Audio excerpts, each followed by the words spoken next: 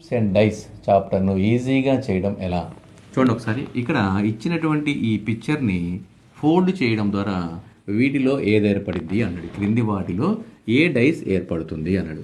So ఈ రెండింటిని fold చేస్తే ఈ రెండు ఆపోజిట్గా వస్తాయి.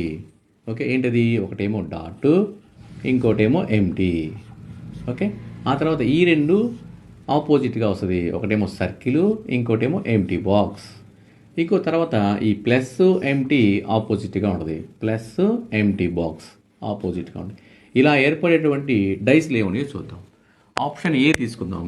ఆప్షన్ ఏలో ప్లస్కి ఆపోజిట్గా ఎంటీ ఉండాలి.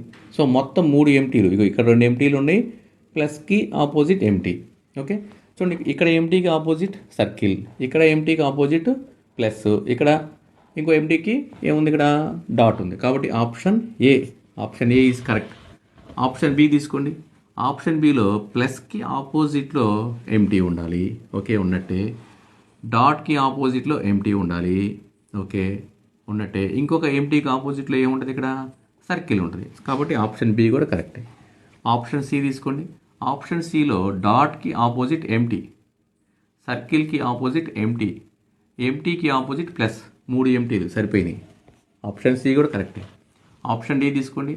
ఆప్షన్ డిలో డాట్కి ఆపోజిట్ ఎంటీ, సర్కిల్కి ఆపోజిట్ ఎంటీ, ఎంటీకి opposite plus.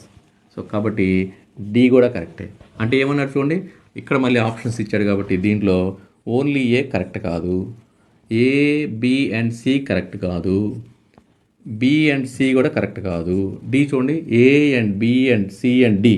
So option D is correct. అన్నీ కరెక్ట్ ఇచ్చినవి కాబట్టి ఆన్సర్ ఈజ్ డి.